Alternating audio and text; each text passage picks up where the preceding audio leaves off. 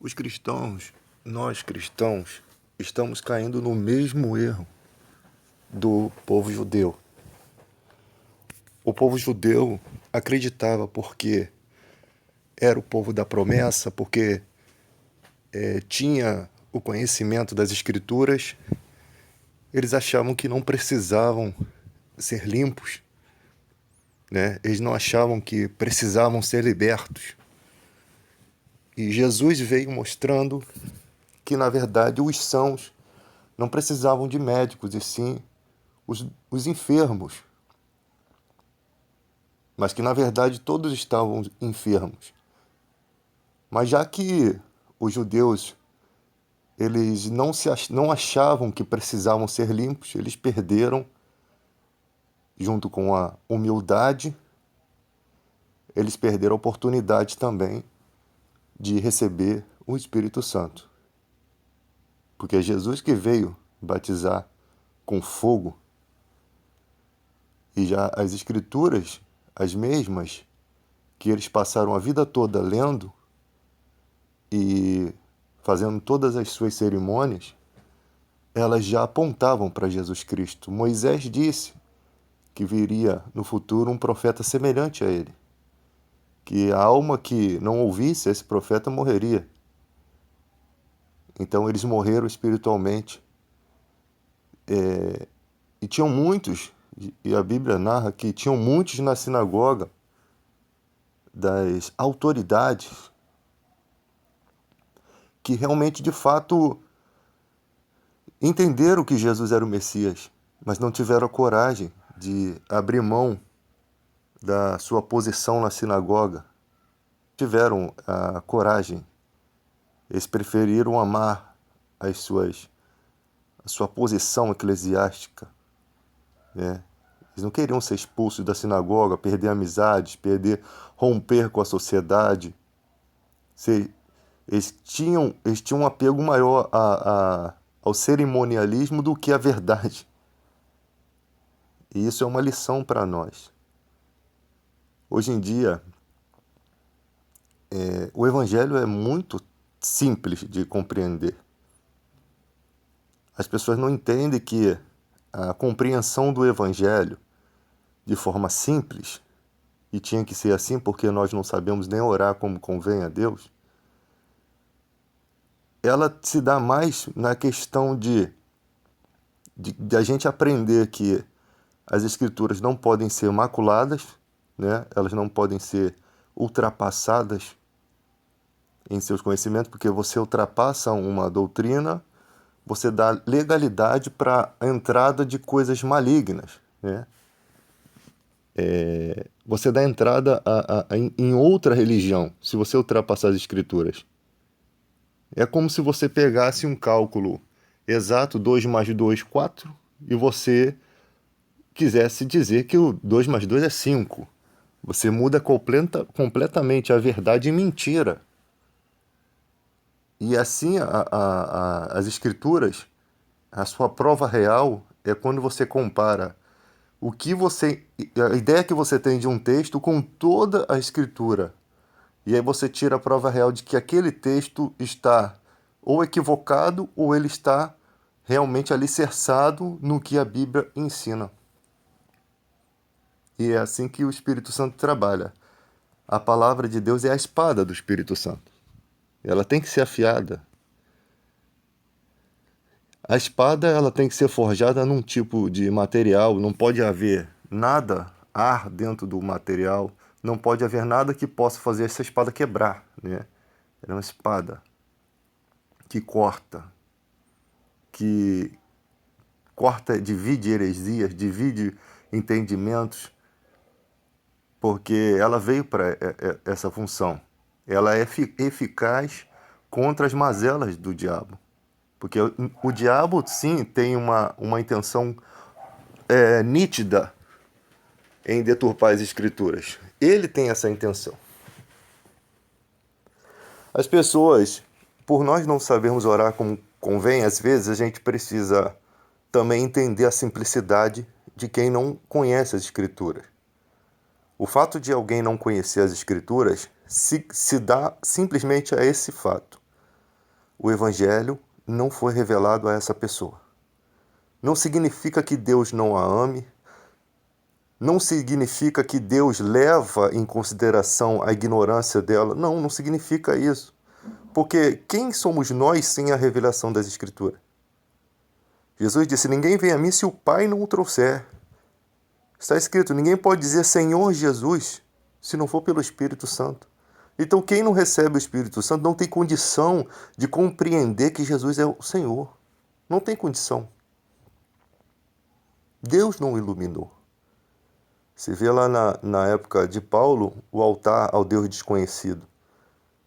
Deus fez um milagre ali naquela cidade, por isso existia aquele altar ao Deus desconhecido. Quando eles começaram a clamar a um Deus, né, que não tinha imagem, que não tinha aparência, que não era servido por mãos humanas, através de um filósofo chamado Epimênides, que conhecia de fato esse Deus desconhecido. Quando a cidade foi tomada por uma grande praga e os deuses daquele povo não davam vitória. E ele disse: vamos clamar a um Deus desconhecido, talvez exista um Deus maior, mais forte que o nosso. E clamaram e a praga cessou e por isso fizeram homenagem àquele altar. E nem por isso, nem através dessa salvação, eles conseguiram conhecer a Deus, porque não era o tempo certo. O tempo certo seria no futuro, quando Paulo viesse. E ele disse que Deus permitiu que eles vivessem na ignorância, mas agora não permite mais. É assim a situação da humanidade hoje no Brasil. Deus permitiu que nós vivêssemos na ignorância, mas agora não permite. Agora está sendo revelado. O conhecimento bíblico tem também como, além de ser a palavra um escudo, né, contra de defesa contra as heresias malignas, as suas setas. Uma heresia maligna pode atrapalhar muito a vida espiritual de uma pessoa. Por exemplo, consultar os mortos em detrimento dos vivos. Isso não tem base bíblica. Se você começa a fazer isso conhecendo as Escrituras, você está ultrapassando as Escrituras e trazendo grandes males, porque você está entrando em contato com espíritos malignos e eles vão te enganar. Eles vão te guiar por um caminho que não é bom, porque o objetivo deles é esse, né? E até confrontar as ideias de Jesus Cristo. Por isso que ele disse: quem comigo não ajunta, espalha. Acaba atrapalhando. Então você vê, por outro lado, uma pessoa que se ajoelha diante de uma imagem e reza 20 Pai Nosso. Como que você observa aquela situação? Ela reza 20, 30, 40.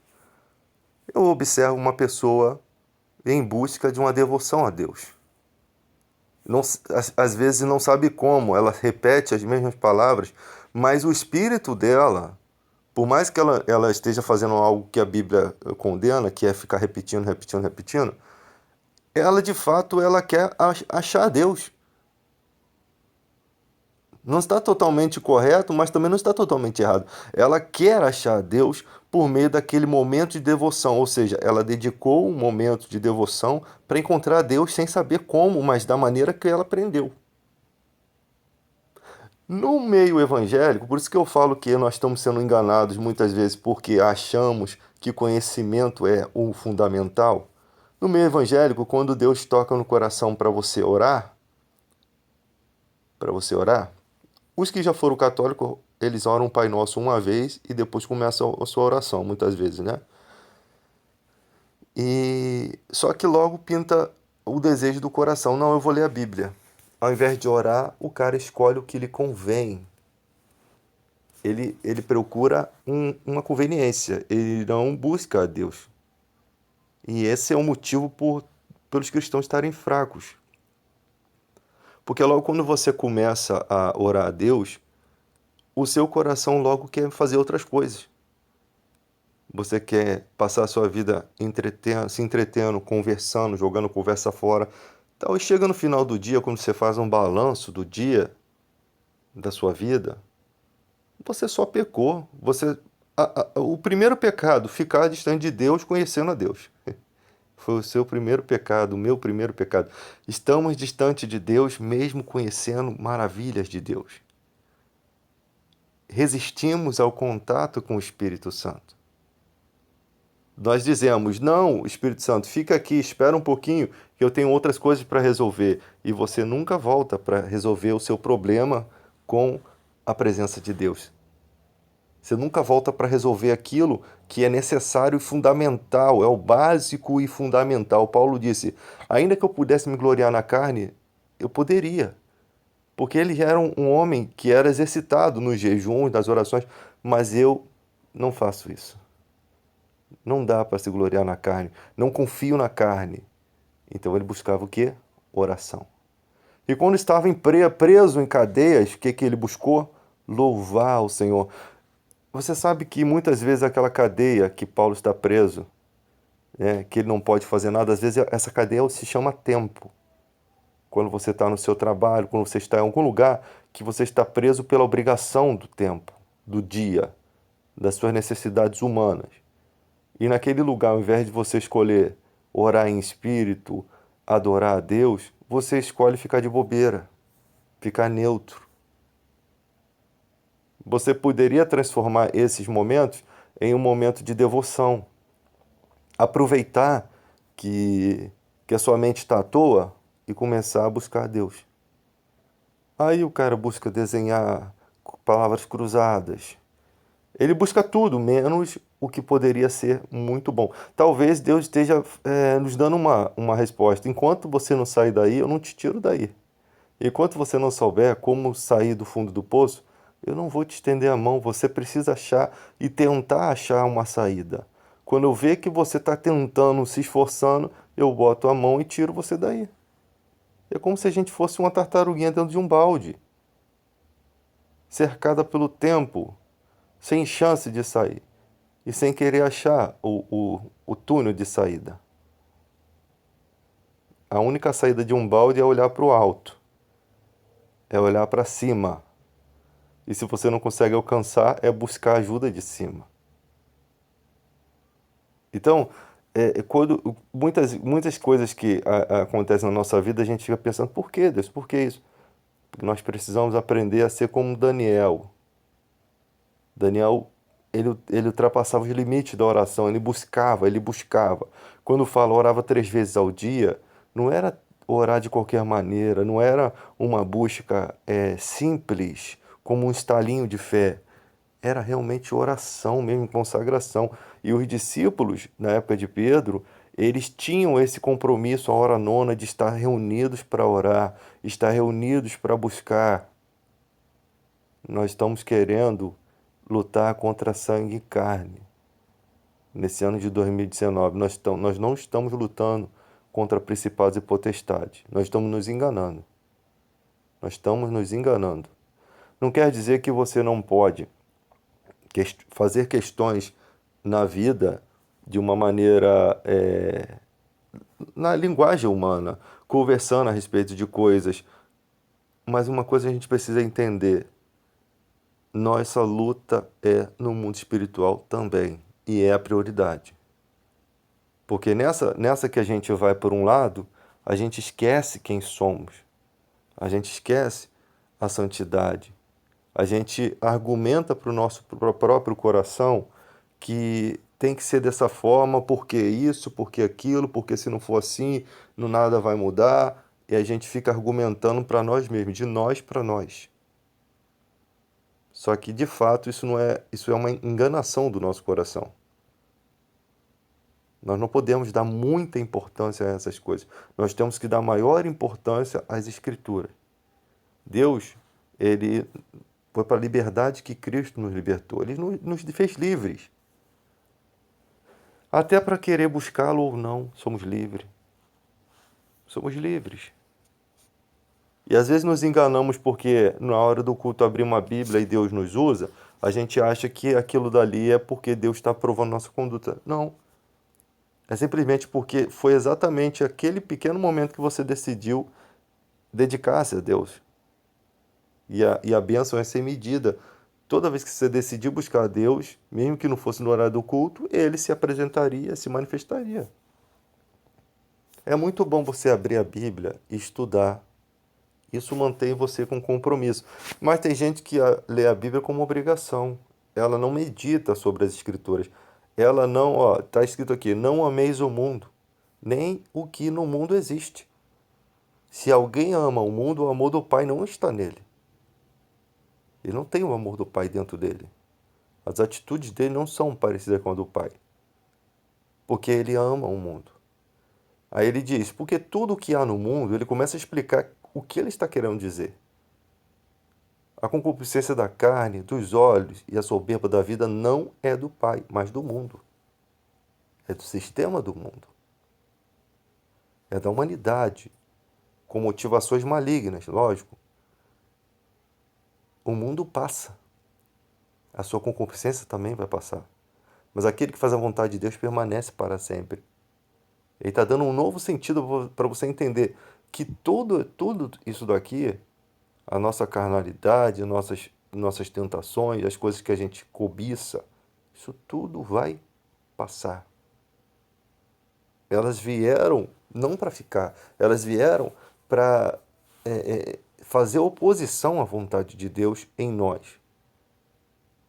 Elas surgem para isso, para separar, para dividir bodes e ovelha, para dividir quem realmente quer de fato, com seu livre-arbítrio, buscar a Deus, né? Porque o livre-arbítrio não é para você sair pecando. Ah, ele me deu livre-arbítrio, então eu vou sair pecando. Seu pai e sua mãe também te deram livre-arbítrio, não para você ficar manchando o nome deles, né?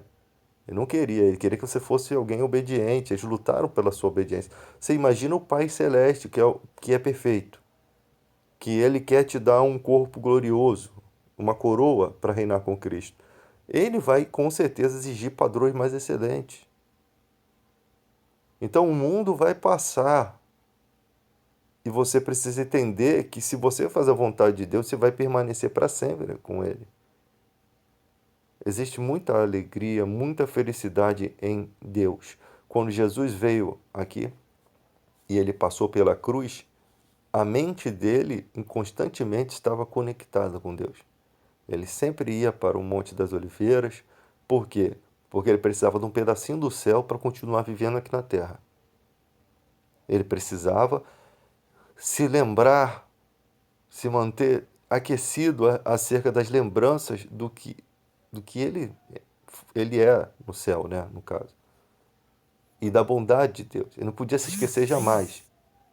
E se ele achou muito necessário orar constantemente, mesmo sendo um homem perfeito, sem nenhum pecado, imagina o esforço que nós deveríamos fazer.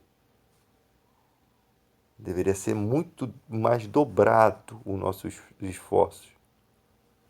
O problema aqui do pregador é que o pregador acaba a sua pregação e ele precisa refletir sobre o que ele está pregando.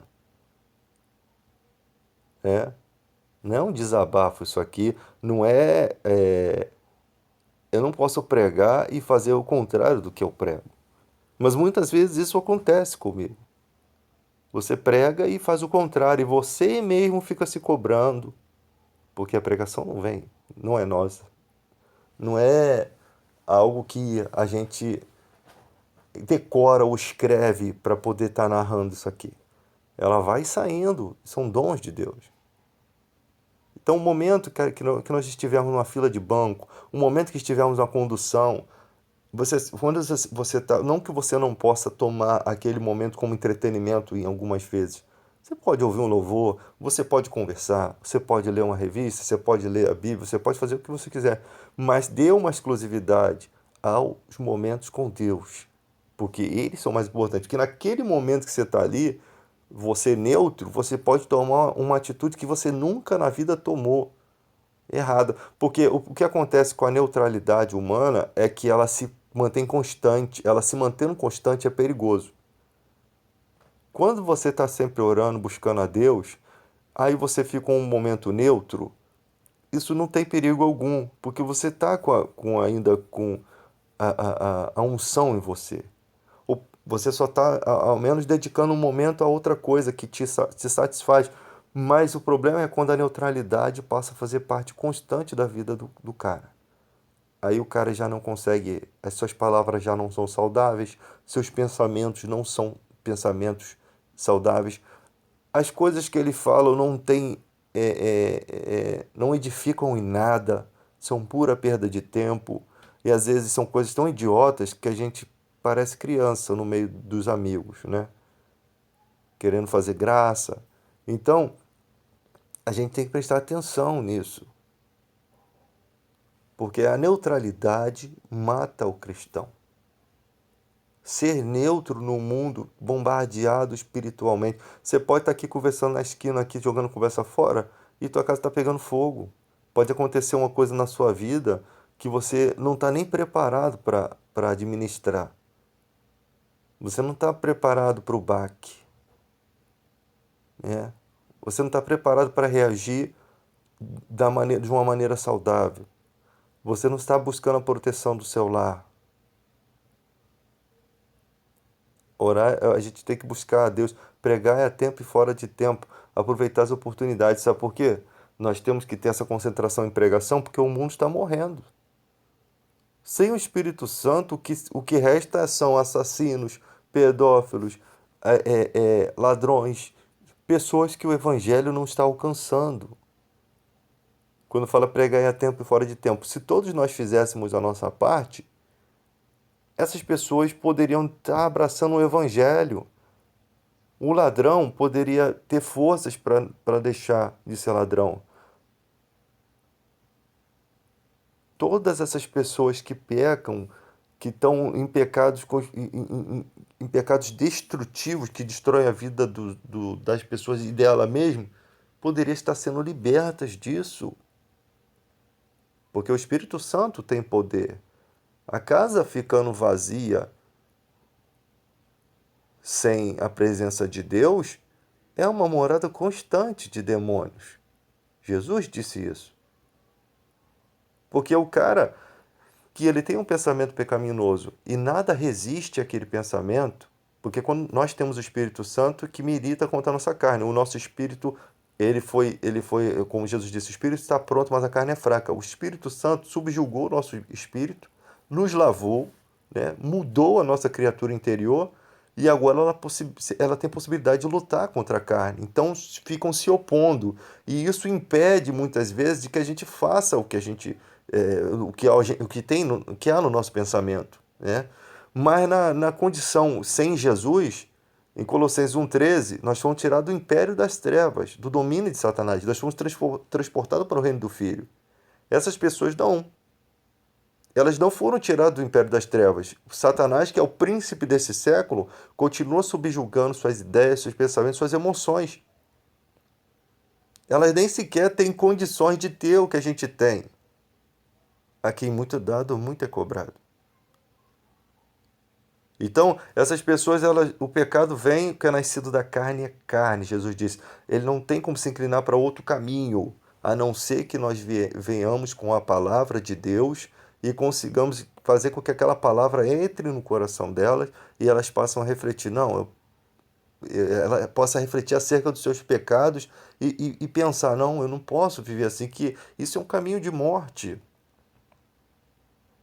O diabo está preparando a minha morte. O diabo está preparando para me ceifar. Então o Evangelho faz essa mudança do coração de pedra. Ele quebra esse coração maldito, esse coração da natureza adâmica, herdeiro do pecado, e ele faz com que esse coração seja repleto de Deus. E quando o Espírito Santo entra no seu coração, que você olha as prostituições da sua carne, você sente vergonha. Você sente vergonha do que você foi. E você sente gratidão pelo que você está sendo agora. Aí você entende o porquê que Jesus tanto queria dar libertação para os judeus. Se não crede que eu sou, morrereis nos vossos pecados. Essa palavra é para toda a humanidade. Se você não crê que Ele é Deus, Filho de Deus, né? Eu sou, que Jesus também é Deus, mas é Deus Filho. Se não crê que eu sou, morrereis em vossos pecados. Se não crê que eu posso mudar a sua vida, que eu posso entrar no seu coração e te dar um significado de vida mais perfeito, você vai morrer nos seus pecados. A prostituição traz a deficiência do espírito, a fraqueza, o subjugamento, né? os demônios subjugam aquela vida, oprimem, daqui a pouco a pessoa está nas drogas, está perdida completamente no fundo, sufocada, e todo o brilho, toda a luz, ela já não consegue mais ter prazer em nada. E o mal matou o espírito dela. Ela precisa ser liberta, porque os demônios fazem opressão ali. Então a igreja precisa crescer espiritualmente para ter força espiritual para destruir, destronizar esses demônios que oprimem aquela vida. A pessoa vai no psicólogo, não resolve. A pessoa tem uma depressão, uma coisa que não é física. Existe depressão química, física, mental, mas também tem a opressão maligna que faz a pessoa não ter felicidade nenhuma na vida. Ela olha para os filhos, uma bênção que Deus lhe concedeu, mas elas não conseguem achar prazer. E elas pensam: o que está de errado? O que há de errado comigo? Experimente, antes de qualquer tratamento, experimente Jesus Cristo. O pior é que tem igrejas que dizem assim: vem aqui, a gente vai tratar você. E não há tratamento nenhum ali. Só há pessoas querendo se aproveitar também. O diabo também tem esses planos ali, se aproveitar daquele momento para, tipo assim, te motivar a dar uma melhorada, né? Porque quando você propõe a fé para uma pessoa, você está propondo o certo. Mas o problema é que você não tem o direito de propor o certo, o caminho, e depois se aproveitar disso. É aí que muita gente erra. Paulo disse: não são os filhos que devem tesourar para os pais, e sim os pais para os filhos.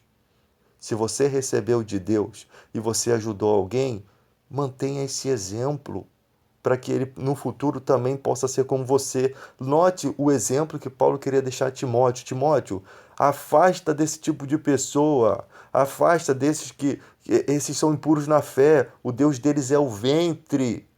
Só pensam nas coisas materiais. No reino de Deus não é comida nem bebida. Paulo diz a Timóteo: os que querem ser ricos, 1 Timóteo 6,3 em diante, o que querem ser rico caem em tentação e cilada em muitas concupiscências loucas e nocivas, que submergem os homens na ruína e na perdição. Porque o amor do dinheiro é a raiz de todos os males. E nessa cobiça muitos se desviaram da fé e atormentaram a si mesmos com muitas dores.